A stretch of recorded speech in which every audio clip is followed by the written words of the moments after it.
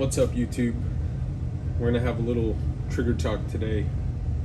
My thoughts on the new Timney trigger for the Glock 17, the Alpha Trigger, and the Apex trigger. Obviously, this is an M&P 2.0. Here is the Apex trigger that I had in the 17 prior to purchasing the Timney trigger. I like to watch a lot of review videos before I purchase anything, especially for a firearm, even though that is not a defensive carry firearm. It's my competition or range gun. But I did a lot of research, and for the most part, there was a lot of hype about how great a trigger it was. 3-pound trigger, drop-in kit, all factory springs, etc. I dove a little deeper into that, and I started seeing some negative reviews, with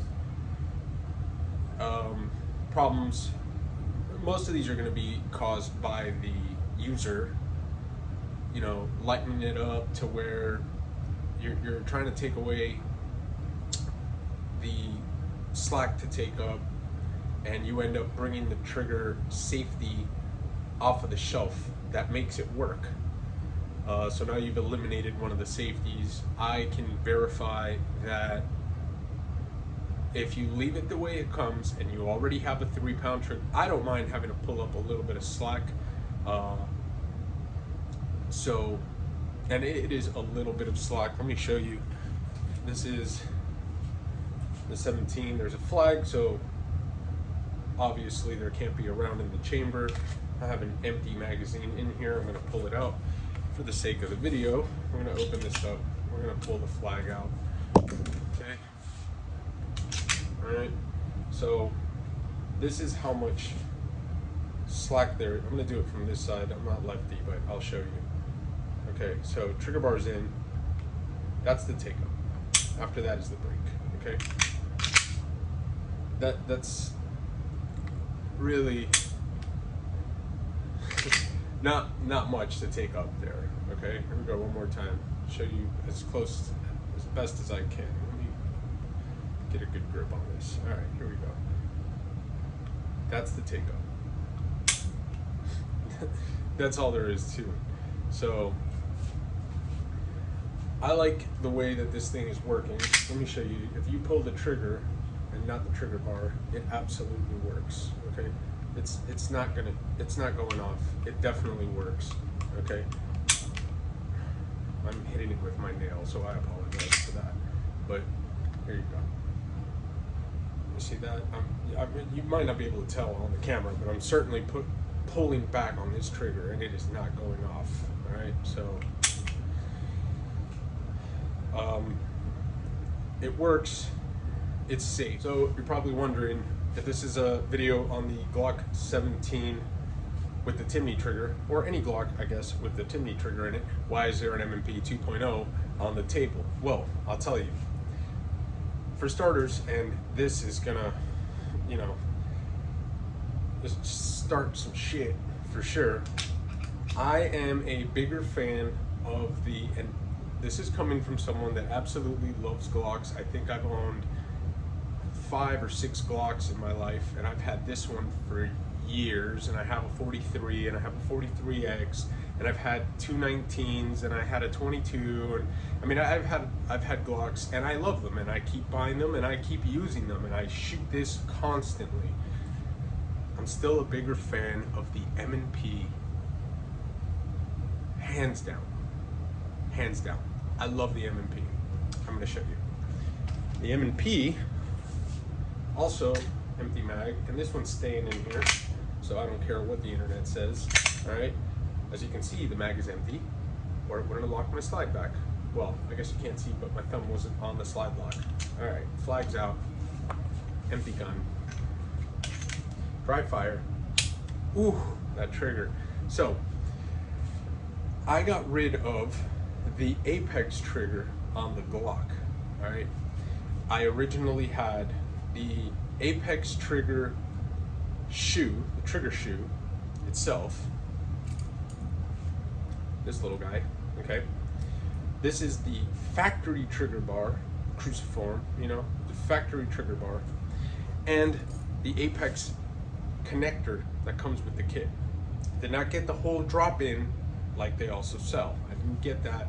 I haven't changed any of the springs inside of that Glock 17 are bone stock springs. Firing pin spring, the recoil spring, all the springs are factory. The plunger spring, everything is from Glock, out of the factory. I polished the bottom of my firing pin, you know, catch safety, and it made a difference. It's a little smoother. I like it.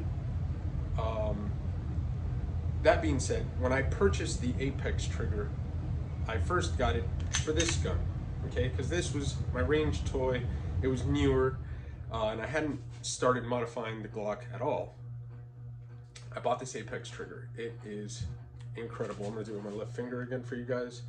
This is just the safety there, okay?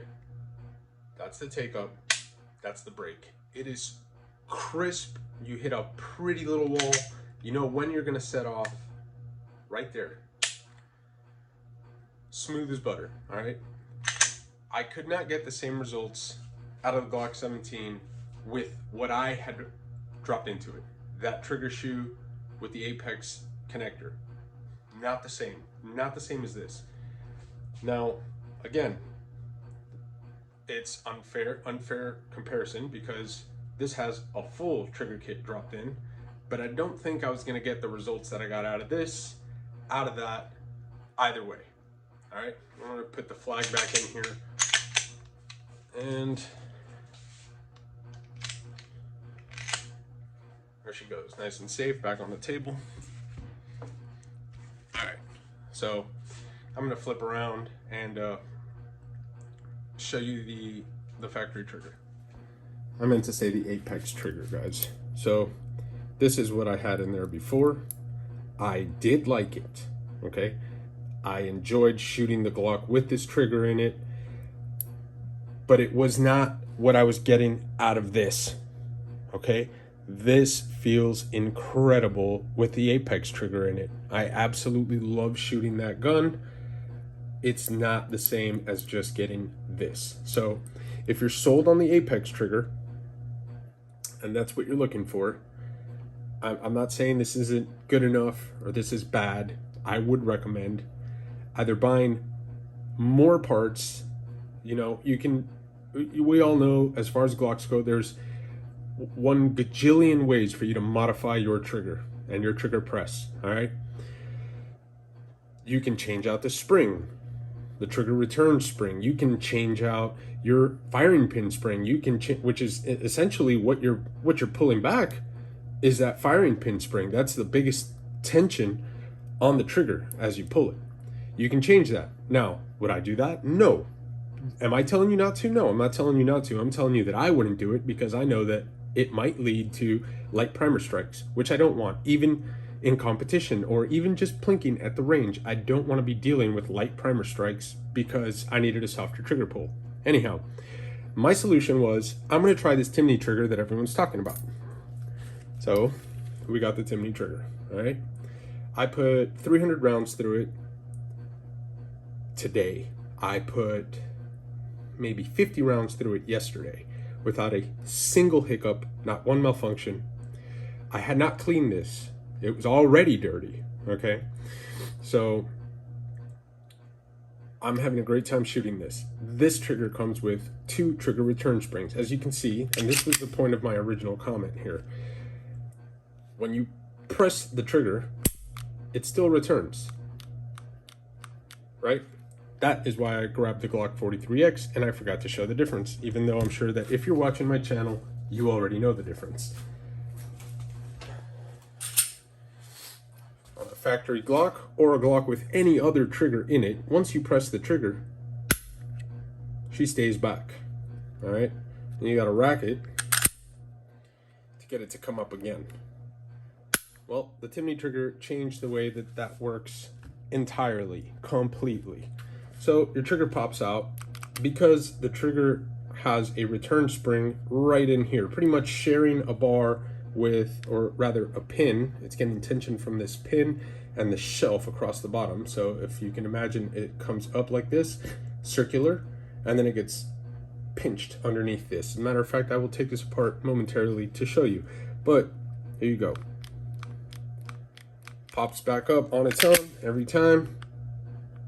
And for dry firing, just for practicing on multiple targets, just to get your sight picture and get a press and see if you're moving the dot or not, I think it is phenomenal, okay?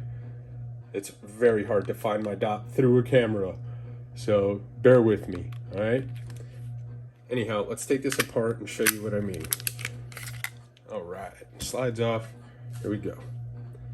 If you can see, I'm gonna need a flashlight in here. Yeah, you're not gonna be able to see it, not like this.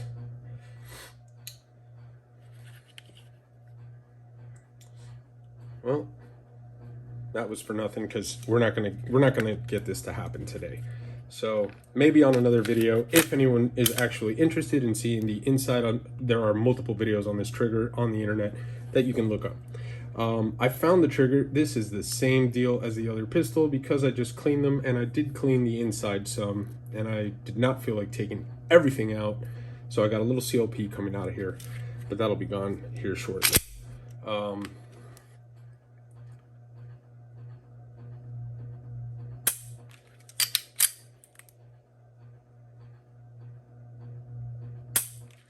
That is a very crisp and beautiful trigger press, trigger pull. I love this trigger. I couldn't be happier with it. I think the guys at Timney did a phenomenal job with this trigger, and hats off to them for that, okay? That doesn't feel anything like any trigger that I've ever had on any of my Glocks. I've had the Ghost connector. I've started with the 25-cent trigger job like everyone does, and you know, polish this and polish everything. I've done the, you know, the factory minus connector with like this spring and that spring on the competition gun only, of course. Like I said, my carry gun, bone stock, I want it to go bang. Glock makes a great product that goes bang every time. When my family asks me, what should I carry? I tell them, get an M&P shield. You can find them for $320, you know, $350, some, if they're on sale, maybe even cheaper. This little thing is, you know, $500 and change probably. I mean, it's got the tax on it nowadays. All right, that used to be a very cheap pistol. There's nothing wrong with the M&Ps. I love the M&P series, Smith & Wesson guns. They're freaking phenomenal. Okay. So if you're looking for a trigger for a Glock, again, I am not recommending you carry with this trigger. Here's another thing. You can run a minus connector in conjunction with this trigger setup. When I first put it together, that's what I did because it had a minus connector in it. All right. They also recommend you use the silver spring. It comes with 2 different return springs. They recommend I use the, and matter of fact, I have one here so I can show you exactly what the spring looks like in that trigger. This is what the return spring looks like in that trigger return, all right? Comes with this one, silver, just bare metal, and a red one. The red one is a heavier spring.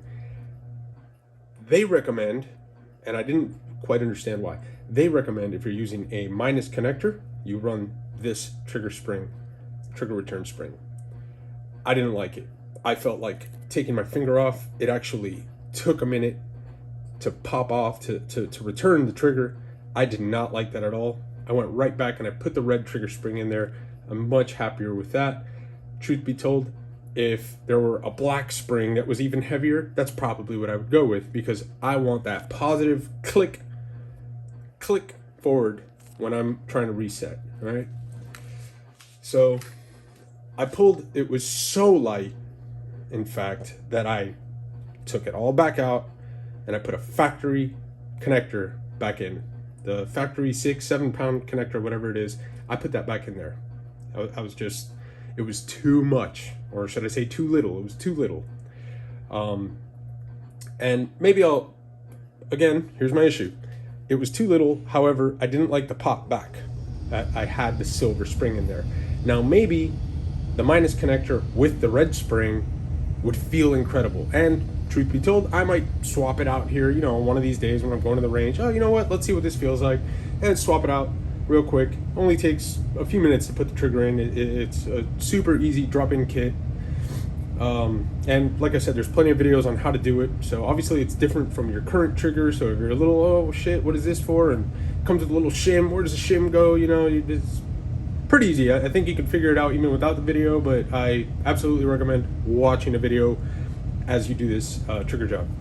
Anyhow, Timney trigger, guys, A+ on the Glock. I absolutely love it. I can't be happier with this thing. All right, carry gun, bone stock trigger in my gun. You guys do whatever you want. Thumbs up. And if you don't have a fucking M&P, buy a fucking M&P. Okay, they're fucking. That is plastic fantastic right there. I love this thing. I fucking love this thing, guys. All right. But goddamn, do I love this more. It even looks better. I mean, you know, who gives a fuck about aesthetics as long as the thing runs, right? But it's just such a good gun. Such a good gun. Neither of these things have ever malfunctioned, ever. And I have put thousands and thousands upon thousands of rounds, especially on this one. I mean, I have beat the shit out of this gun. Don't be confused. You don't see any wear on this slide. It's a new slide. The gun has been through hell, all right? I am a cardboard shooter, by the way. So when I say the gun's been through hell, I don't mean I've combat tested or, you know, none of that, all right? I'm talking about running, practical shooting, thousands of rounds. Also thousands of rounds. Thousands of rounds plus GSSF. It still looks clean and brand new. I got it right when they came out. I might have been one of the first guys to grab one of these things here in Florida where I'm at. So there you have it, guys. That's my opinion and my take on the Timney trigger.